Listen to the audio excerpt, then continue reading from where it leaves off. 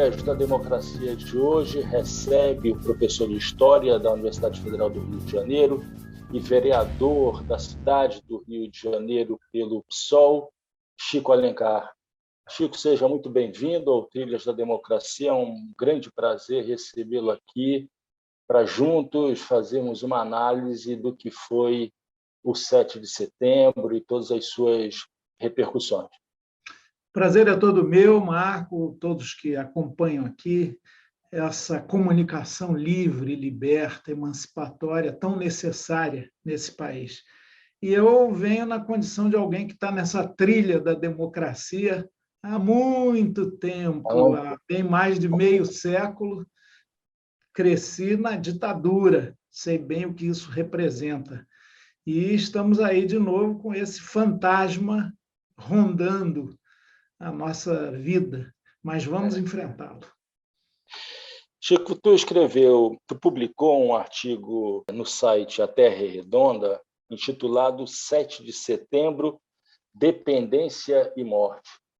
Eu gostaria de compartilhar com aqueles que não tiveram a oportunidade de lê-lo, né, um trecho do teu artigo, e aqui eu abro aspas.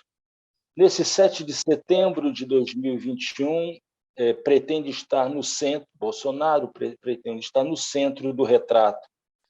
Você fazia aqui um diálogo com o quadro do Pedro Américo, né, sobre o Dia da Independência, o brado às margens do Ipiranga. E o seu brado será como um ultimato contra quem limita seu poder. Ultimato que é um ultimato para quem contrasta o autocrata, herdeiro do autoritarismo monárquico de Dom Pedro I. Dependência continuada e morte. Fecha aspas. Chico, eu queria escutar um pouco de você quais foram as tuas expectativas em relação aos movimentos, os atos de 7 de setembro. O que foi confirmado das tuas expectativas, mas também quais foram o que houve de reversão de expectativas em relação ao que se viu ontem em 7 de setembro, particularmente em São Paulo e em Brasília. Por favor. Marco, me permita uma brevíssima digressão do meu lugar de velho professor de História sobre esse quadro do Pedro Américo, conhecidíssimo. Bolsonaro deve ter visto esse quadro em algum livro didático, que foi o máximo que ele leu até hoje, que tem lá, o quadro é de 1888. O Pedro Américo nasceu na Paraíba, mas morou a maior parte da sua vida lá em Florença, na Itália. E ele está naquela época do romantismo, né? Então, claro, ele instado pelo governo da província de São Paulo para fazer o quadro e pelo próprio Império, que estava em vias de se extinguir, num espírito de sobrevivência, vamos exaltar o primeiro imperador. Então, aquela cena é idealizada.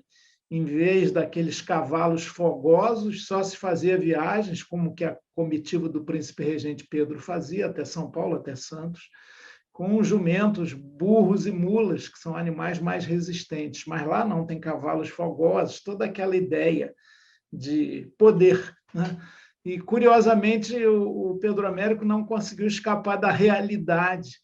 A látere na margem da comitiva do Grito do Ipiranga, tem um carreiro, um trabalhador com um carro de boi, com toras de madeira enormes, não sei se ali começou o desmatamento mais efetivo, e descamisado, ao contrário das fardas da comitiva oficial, e logo depois um observador num cavalo, não sei o que ele quis significar com isso, e mais atrás, indo embora da cena, um negro escravizado com 2 cestos carregando nas costas. Aquilo é bem emblemático de uma independência que não foi. Eu fiz há muito tempo um livro de história com Marcos Vinícius Ribeiro e o Cláudio Secom, um grande desenhista, que o Milton Nascimento e o saudoso Fernando Brant musicaram cada capítulo, e no da independência o Fernando botou: quem proclama independência e não abole a escravidão vai ver, não é livre nada, apenas mudou de patrão. Portanto, a independência tem que ser sempre questionada, né, como todo processo histórico, tem que ser revisto. A história não é um campo de exatidões, de certezas, E a gente chegou em 2021, eu que vivi o Sesc Centenário da Independência, 150 anos, plena ditadura. Teve até um filme com Tarcísio Meira e Glória Menezes, Independência ou Morte. Eu via, eu via na sessão da tarde. Eu era Pois é, criança ainda, via na sessão da tarde. era triunfalista também, né? Só mostrava a corte, o poder. Espero que possamos viver o bicentenário da independência ano que vem. E o que se vê é que nós vivemos uma quadra difícil. O Bolsonaro tem pretensões a imperador. Sempre teve, embora ele achasse mesmo que jamais conseguiria chegar na presidência da República. Ele me disse isso uma vez em 2018, nesses aviões para Brasília. Ele morava no Rio, né? Lá no condomínio em que morava também o assassino, o executor da morte de Marielle. Coincidência, né? Terrível. Bom, o Bolsonaro me fala na saída do avião, forma aquela filhinha o seguinte: pô, eu sozinho sou maior do que o pessoal, vou ter voto para caramba, se eu for para o segundo turno já é um fenômeno, eu não quero presidência nenhuma, eu quero ter uma barraca de praia para ficar lá em Angra, eu já tenho aposentadoria, isso, aquilo. Ele nem acreditava, mas chegou lá, vive dizendo que foi a mão de Deus, né? Aquela facada do Adélio também ajudou, e ele tem ímpetos autocráticos, é claro, ele não tem uma formação democrática, ele é autoritário e agora ele constrói a imagem do herói acorrentado contra o sistema, o que é uma grande mentira, talvez a maior das fake news. Ele que é plenamente do sistema, sempre viveu ali na aba das benesses que o mandato parlamentar dá, aproveitando isso, desde o apartamento funcional para comer gente, como ele falou numa entrevista à Folha de São Paulo, até o estímulo a essa carreira dos filhos, se valendo de todos os benefícios que o mandato permite, para, de maneira errada e de maneira acumulativa, ter funcionário fantasma, rachadinha, aumento patrimonial, vínculo com milícias, enfim, um horror do sistema, da República Brasileira tão rebaixada.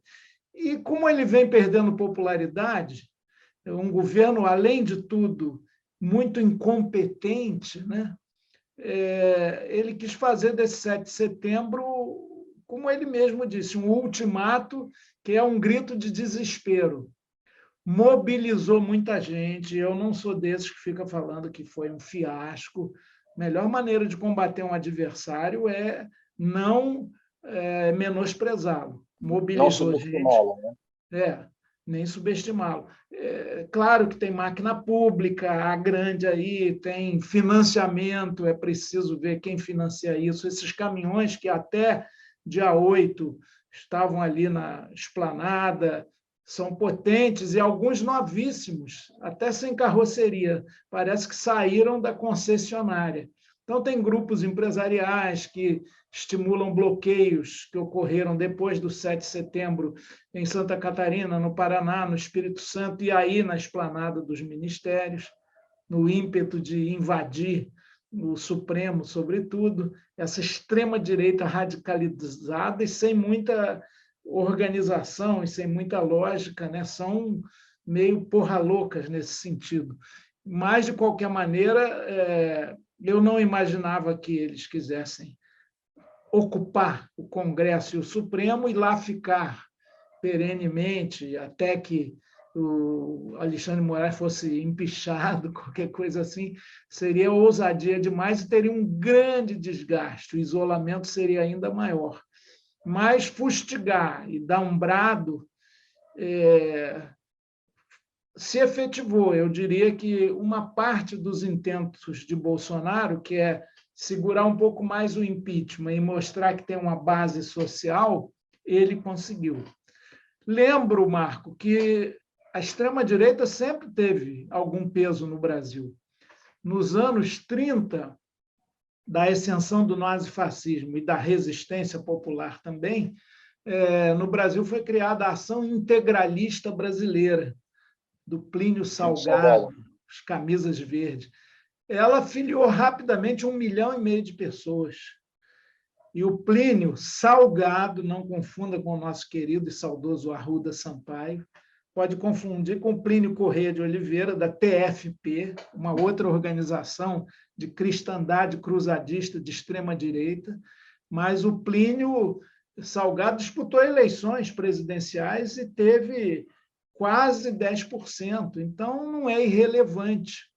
A novidade do Bolsonaro é que ele reativou, depois de uma luta contra a ditadura e pautas progressistas no cenário político, que geraram a Constituição mais democrática que a gente tem, que é a de 1988, num ascenso de movimentos populares na década de 80, mas o Bolsonaro ele ressuscita a extrema-direita com a capa do discurso anticorrupção e antissistema e consegue mobilizar, ter uma base social. Eu vi uma pesquisa aí do Atlas Político, na véspera do 7 de setembro, dizendo que 18% dos entrevistados pretendiam ir nos atos pró-governo. Aliás, é curioso que fala assim, os protestos, é um protesto a favor, né? E o que não é inexpressivo, mas só 18% não dá nem para chegar a um segundo turno de eleição presidencial, na normalidade democrática. Então, os atos foram expressivos, mostraram uma base social ativa que a extrema-direita neofascista tem no Brasil, um monte de gente aí que vai na onda, meio iludida, despolitizada ao máximo, e o Bolsonaro se esmera nesse discurso. Ninguém fica sem partido político um tempão como ele está, e ele fulaniza, ele personifica, ele se coloca, como já disse, como vítima e fanatiza a sua base. Ele joga muito por aí, nessa despolitização, e continua avivando contra o sistema. Mas uma turma que se diz contra o sistema e tem como herói Roberto Jefferson e o próprio Queiroz, que foi tietado aqui no Rio, é porque está destituída de qualquer valor de ética pública, de querer mudar as coisas, né? Então, é meio patético isso. Chico, por falar em fanatismo, né? Quer dizer, atos, protestos, movimentos em geral, a depender da sua organicidade, podem fugir ao controle, né? Eu sei que a gente pode entrar num terreno da contra-história, ainda que tenha acontecido nessa semana o ato, né?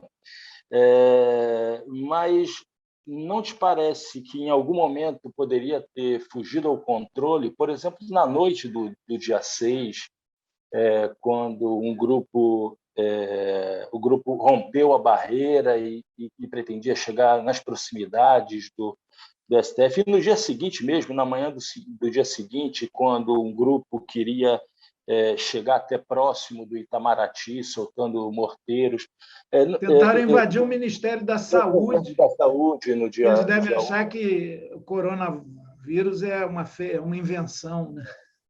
Não te parece? Um grande amigo meu do Ministério Público de São Paulo me mandou uma mensagem dizendo-se muito angustiado, porque tinha como muito provável que, no caso de acontecer algum tipo de violência, algum momento que saísse do controle o ato, Bolsonaro já tinha na cartola já um decreto ou o encaminhamento da decretação, né, da solicitação de um estado de defesa. Não te parece que o bolsonarismo também vai se, digamos, descolando do próprio líder à medida em que pode até mesmo se tornar mais radical? Parece uma coisa difícil de acontecer, mas o movimento se tornar mais radical, mais violento do que do que a própria estratégia de Bolsonaro? Pode ter um desbordamento, pode ter um momento que eu não diria nem bem, Marco, saia do controle, porque a natureza do bolsonarismo é o descontrole, é uma certa inorganicidade, é o voluntarismo, mas a figura nessas conjunturas aí, e muito da ascensão, se olhar a ascensão do nazismo e do fascismo, mais até do fascismo, teve muito isso. Grupos voluntários que atacavam, que tomavam iniciativas sem que o próprio Duce tivesse ciência, mas estimulados por ele, porque esses líderes são voluntaristas. O Bolsonaro é um bravateiro, né? Imorrível, imbrochável, invencível, ele vive falando isso. Então, cada um se sente por uma identificação narcísica com o grande chefe, com o mito, cada um se sente um pouco isso. Eu faço e aconteço, eu prendo e arrebento, eu toco terror. Isso pode acontecer. Agora, o que eu insisto é que isso não tem lastro e sustentabilidade histórica. Pode ter um episódio político como esse. Aí vamos imaginar, no desejo de muitos lá, invadem o Supremo, como disseram, vamos fazer xixi nas mesas dos ministros, né? Fazer cocô no centro do plenário, umas coisas assim. Eles jogaram rojões em cima, quando tinha aquela mulher lá liderando, esqueci o nome dela. Quando ela foi em Cana, ela amansou a beça, já. Agora ela já não é nenhuma figura de relevo. Eles vão se sucedendo. Como? Anda desaparecida ela, né? Pois é. Sarah Winter, é nome de guerra. Bom, então, mas ele agora tem esse Zé Trovão, né? Então, são figuras assim que não tem estofo político, não tem cultura histórica mínima, mas agem na emoção e no sentimento que pega parte da população antissistema. O nazismo e o fascismo cresceram também com a omissão e depois a adesão de setores das classes dominantes, é claro. Tem um filme genial, O Ovo da Serpente, do Bergman, em que um dos Krupp lá fala que o nazismo ascendeu graças à omissão e ao dinheiro da metalúrgica lá.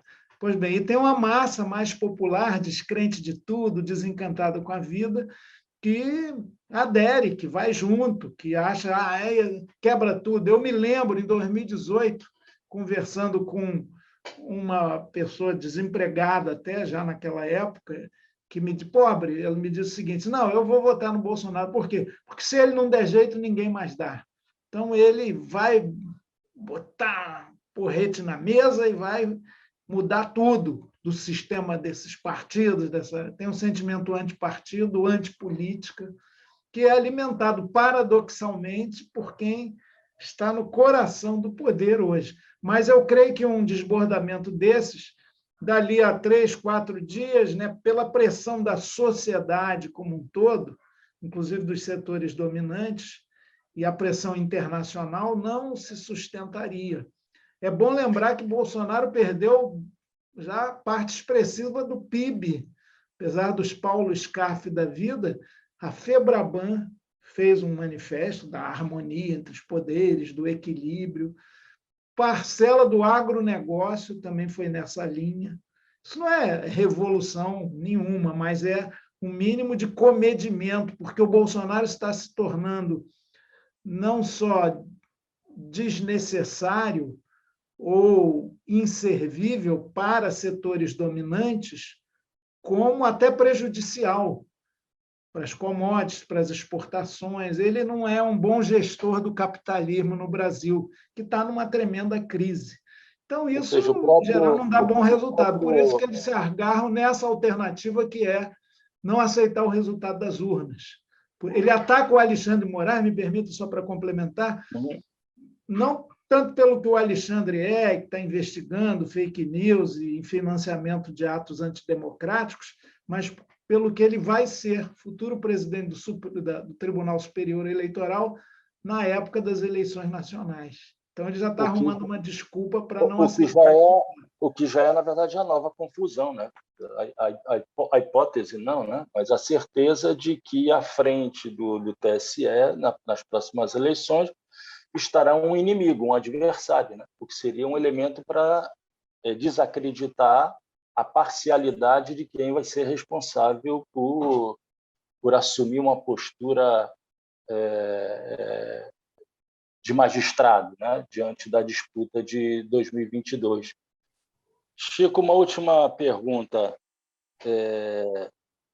Olhar muito para outubro de 2022 não pode implicar um risco, um grande risco para as esquerdas e para as forças democráticas em geral, de não perceberem essa relação, que pode se tornar uma relação de alimentação e retroalimentação entre um impulso golpista e uma reação que pode beirar o início do processo de impeachment. Ou seja, dizendo de outra maneira, não existe muita água ainda para passar debaixo desse moinho e as esquerdas deveriam prestar mais atenção a esse processo do que antecipar e até com algumas ilusões o que pode acontecer em outubro de 2022?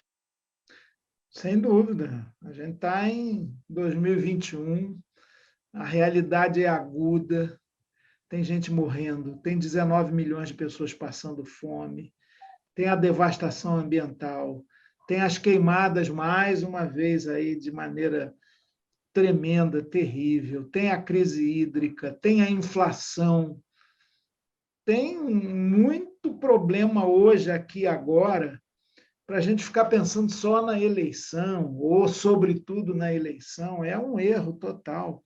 Eu acho que mesmo na resistência à escalada golpista do Bolsonaro, a gente tem que estar pensando no aqui e agora. Se um segmento vai apoiar o candidato da mal chamada terceira via, que é a direita, mas a direita menos truculenta, ou se vão apoiar, vai ter uma frente ampla, progressista, ou até mais ampla que isso, em torno do Lula e tal. Eu acho que isso é uma discussão que desvia o foco da necessária resistência do aqui e agora, da afirmação de alguns princípios republicanos ameaçados, da construção do cotidiano, do dia a dia. Enquanto isso, eles estão privatizando, estão devastando políticas sociais de vez, estão avançando, né? A área da educação, que é a minha, é um descontrole, é uma coisa total. Esse ministro atual, o Ribeiro, é um desastre total. Aliás, todos ali, parece que é uma sucessão de equívocos planejados. Enfim, tem muita luta para travar aqui agora, de organização de base, de contribuição para uma nova consciência do nosso povo, de trabalhar ali no miúdo, no cotidiano, para que a gente cresça em percepção da realidade, em leitura crítica. Tem um trabalho enorme a ser feito, que, inclusive, vai além das eleições e da disputa partidária. É o trabalho de base para que tenhamos uma solidez numa consciência mudancista na população brasileira. Eu não digo nem uma consciência revolucionária, socialismo e tal. A gente ainda está numa etapa muito precária dessa percepção, o individualismo crescendo assustadoramente, mesmo aquilo que o Paulo Freire falava, cujo centenário de nascimento vamos celebrar agora, né? O Paulo dizia que a suprema vitória do opressor é introjetar na consciência do oprimido, é fazer o oprimido ter seus próprios valores. Aquela velha máxima do Manifesto Comunista de 1848, as ideias dominantes de uma época são as ideias da classe dominante. Eu já estou achando bom que parte da classe dominante está desgrudando do Bolsonaro e, pelo menos, defendendo valores da democracia liberal, porque até essa está ameaçada. Então, a luta é longa, mas começa com o primeiro passo, aqui, agora, já. Quem fica olhando muito para o futuro acaba tropeçando e se afogando numa poça d'água. É pior do que ficar só olhando para o retrovisor, que aí você bate num poste. Então, a gente tem que... Hoje é o dia do presente, o aqui e agora é que pode arrancar alegrias ao futuro. Eu espero.